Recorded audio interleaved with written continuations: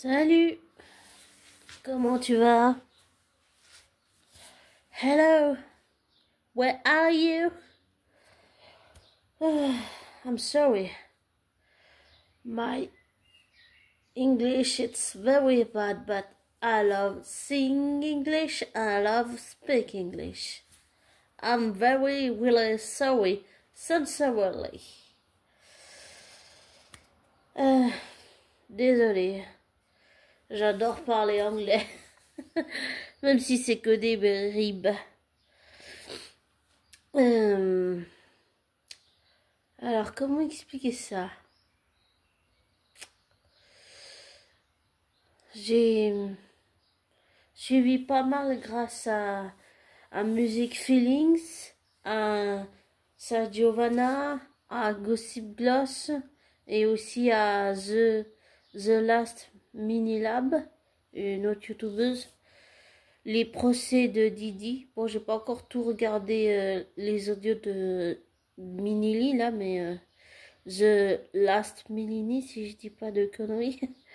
Mais c'est très très intéressant, mais c'est très dur émotionnellement à écouter. Tu me diras, mais pourquoi si c'est dur, pourquoi tu le fais, sombre idiote ou conne, ou j'allais dire même pétasse ou merde. En tout cas, quand je m'énerve, j'ai tendance à, quand je fais des crises d'énervement avec mon TDDH, mon trouble d'attention, j'ai tendance à m'insulter de tous les noms, même de pute. Donc, vraiment, tout y passe. De merde aussi, également. Donc, voilà. Mise ça d'aparté, c'est juste que... Comment dire ça? Oh, désolé.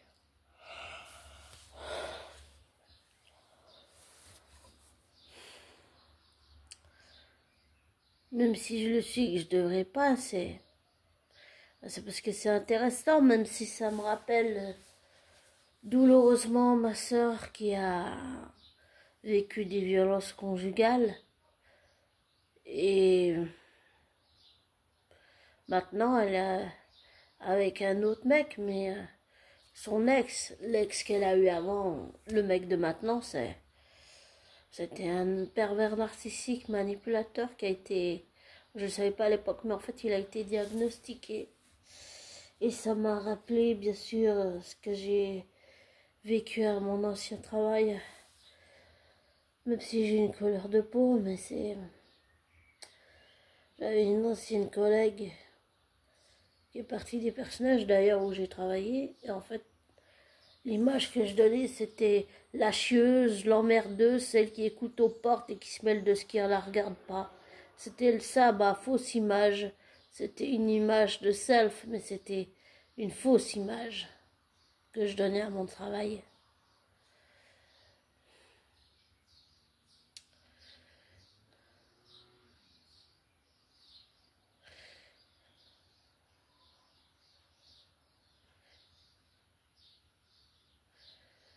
Mais j'ai découvert qu'une collègue était perverse, narcissique, manipulatrice en plus d'être raciste. Et j'ai fait la connerie de lui dire qu'elle l'était. Et le retour de bâton, il a été très violent.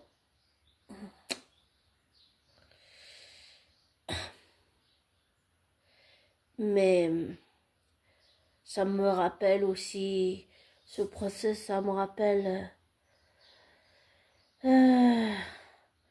le procès Depp Heard, bien évidemment.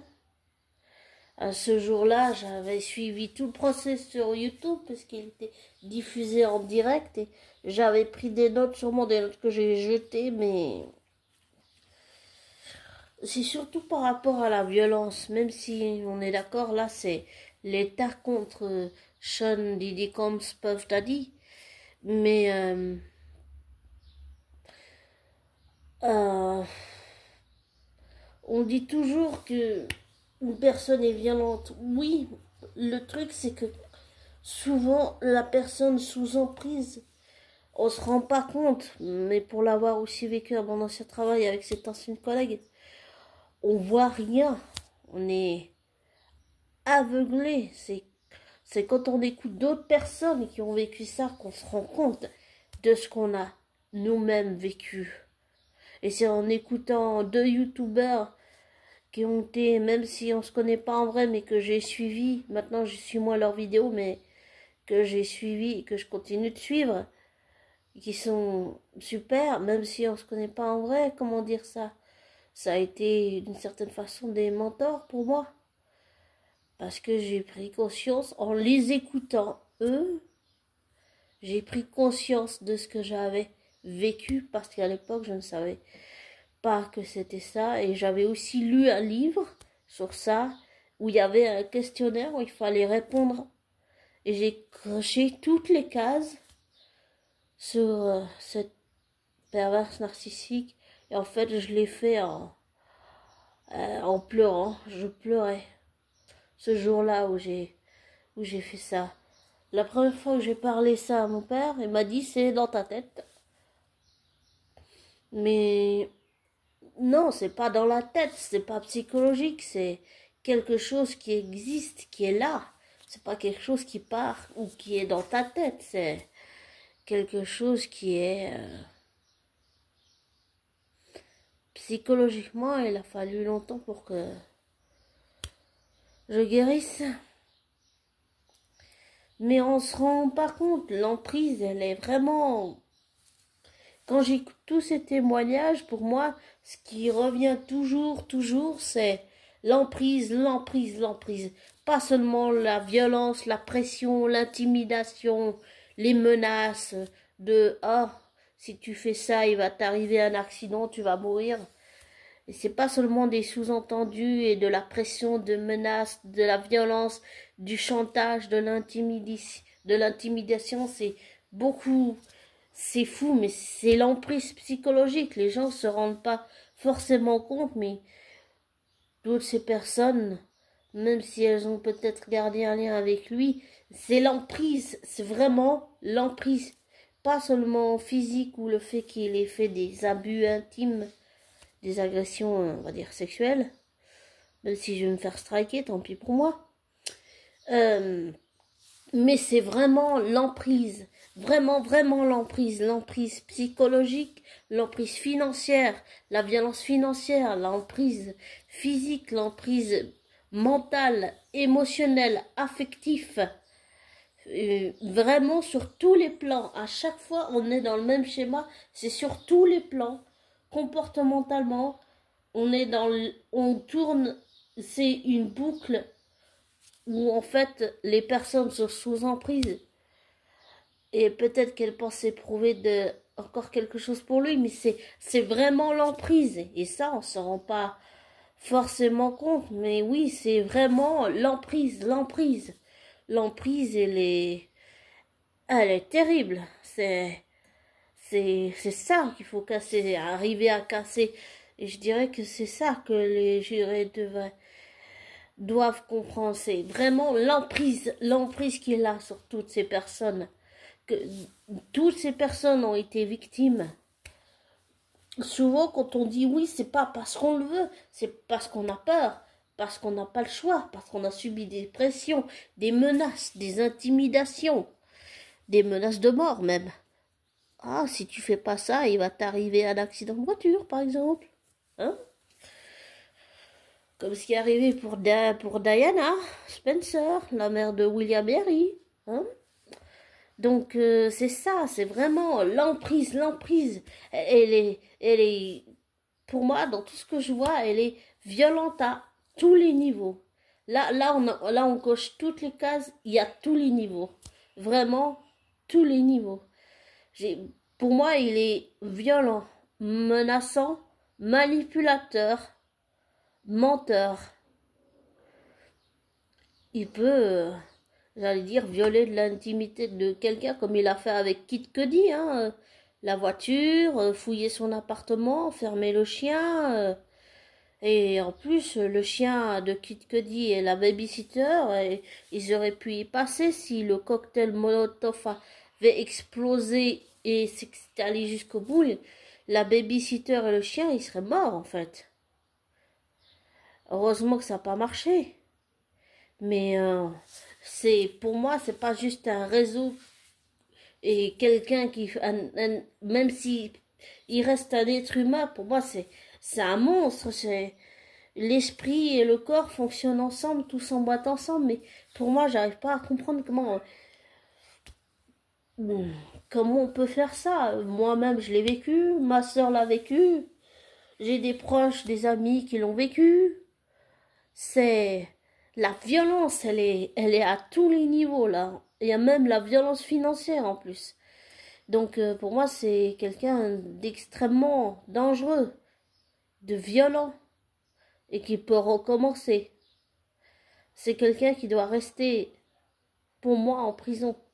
Il faut que les jurys, pour moi, comprennent ce qu'est l'emprise psychologique. C'est important pour rendre le verdict. C'est vraiment pas le procès en lui-même. Oui, il est violent, mais les témoignages sont violents. Tout ce qu'on entend là, ouh,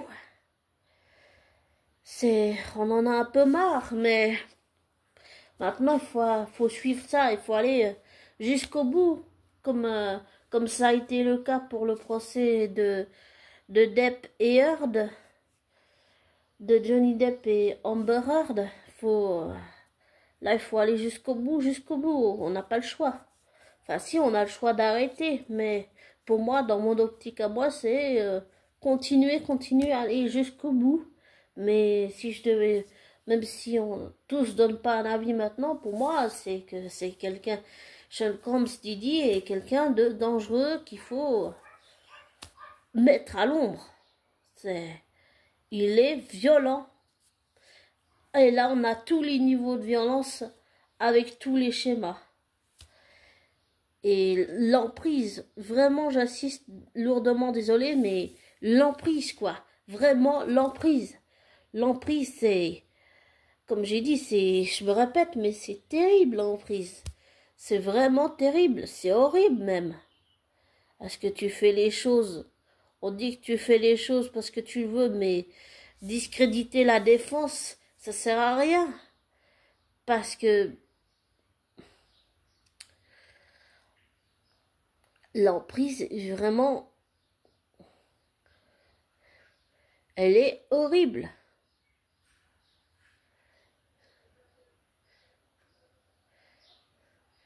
Elle est... Tout ce qu'il y a de plus...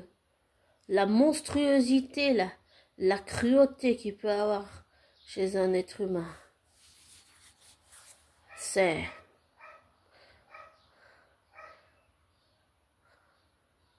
Ça montre...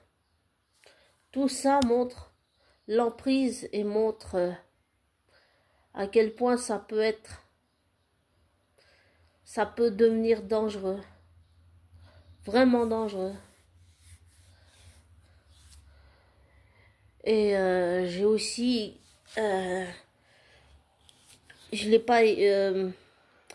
pas cité, mais j'ai pensé à cette youtubeuse que je suis aussi, qui s'appelle Silent J, qui fait un super boulot sur ses vidéos. Elle aussi, elle a vécu avec un homme qui a été manipulateur et tout ça. Et pour l'avoir vécu à mon travail, ma soeur qui l'a vécu, des proches qui l'ont vécu.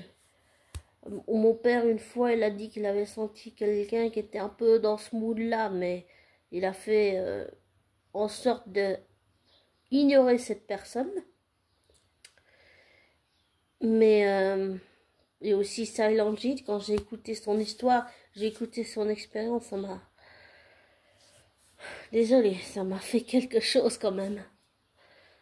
Je me reconnais, pas seulement en ma soeur, mais en toutes les personnes ou mes proches qui ont vécu ça. J'ai connu une fille quand je faisais les clubs de Migros à Neuchâtel. Je connais une fille qui s'appelait Marilyn qui a vécu ça avec son frère et sa mère et elle a coupé les liens parce que c'est trop émotionnellement, c'est toxique, c'est vraiment toxique.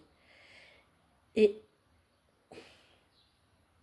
le seul moyen de se sauver d'un homme pervers narcissique ou d'une femme pervers narcissique, même si c'est facile à dire, c'est pas la chose la plus facile à faire, c'est de se sauver. De se sauver. Parce que sinon, on peut tuer.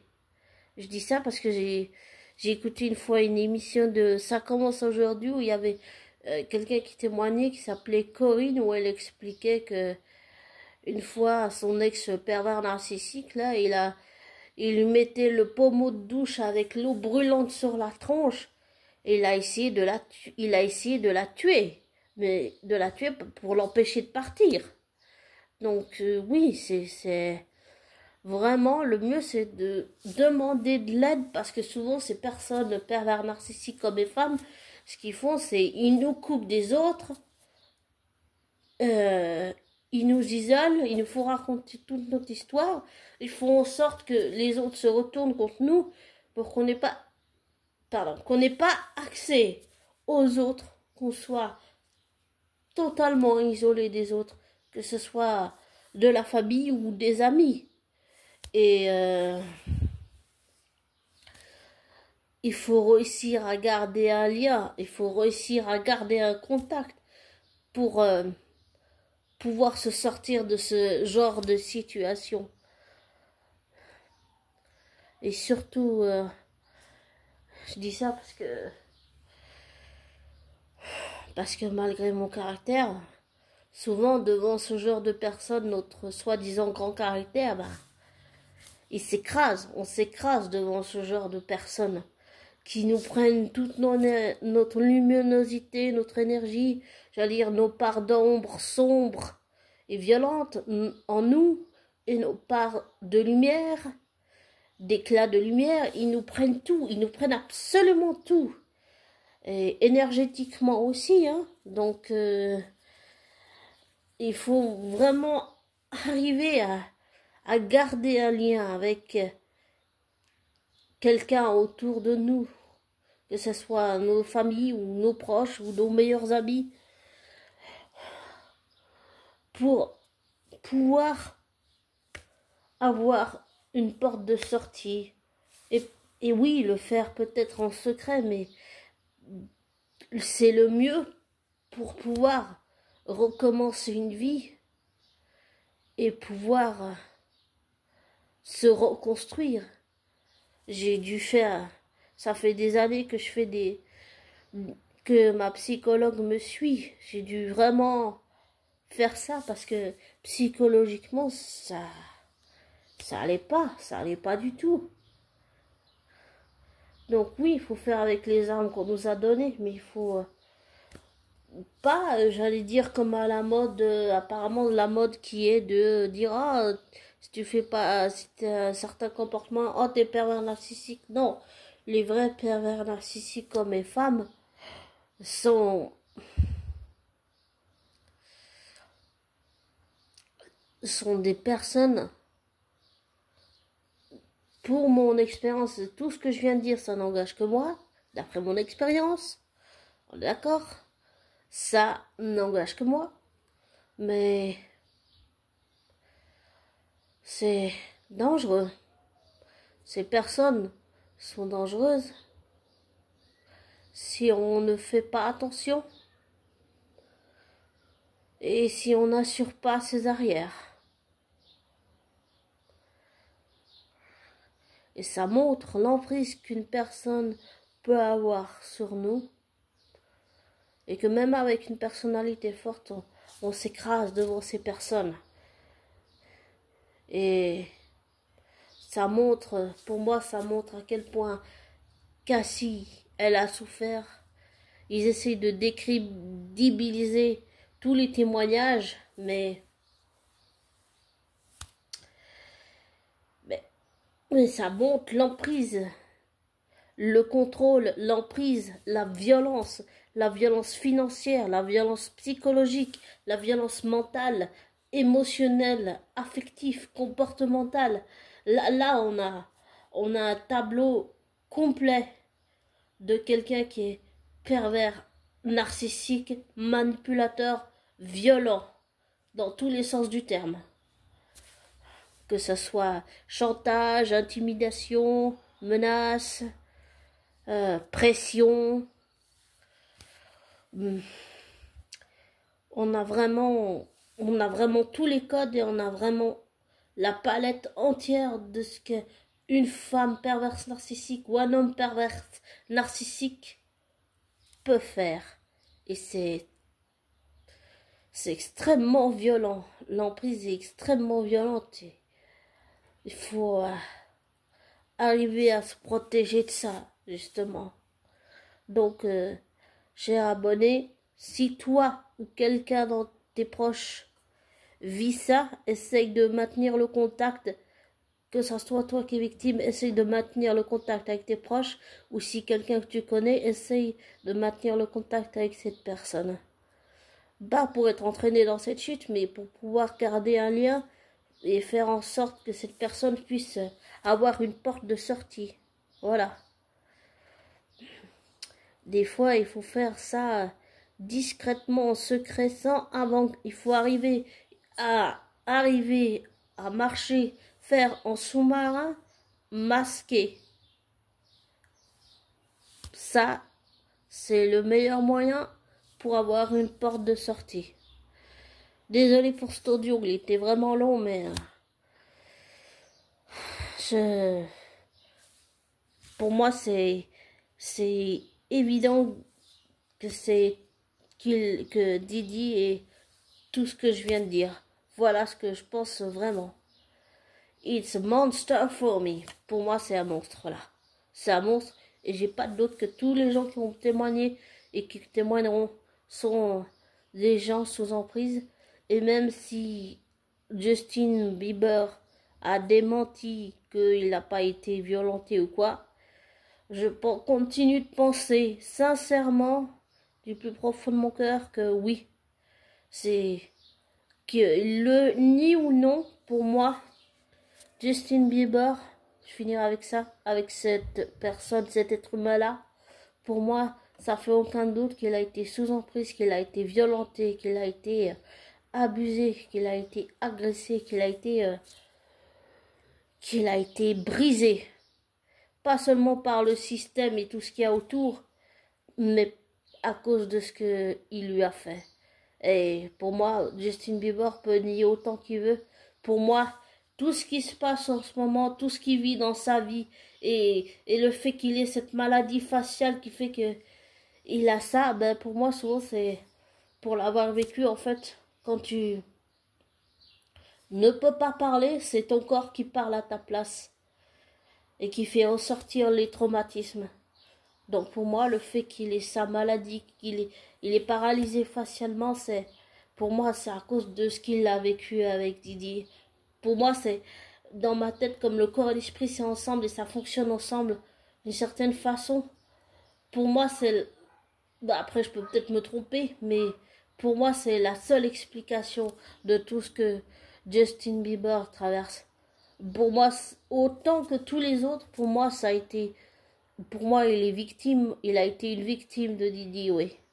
C'est ce que je pense sincèrement. C'est pas grave s'il le nie, mais il faut que pour la reconstruction, il ne le nie pas. Ça va être très important pour sa reconstruction, pour recommencer sa vie. Moi, je pense, pour l'avoir vécu, c'est important de pas nier ce genre de choses. Donc, voilà. Désolée d'avoir fait long, je suis désolée. Bon, je vais te laisser. Prends soin de toi. Ne prends pas pour argent comptant ce que je te dis. Ne te laisse pas influencer par moi. Fais tes recherches et tes vérifications. Tire-en tes propres conclusions. Désabonne-toi de ma chaîne et je te souhaite une belle fin de semaine et un beau début de week-end. Et pour la semaine prochaine, un autre beau début de semaine. Prends soin de toi, abonné. Ciao!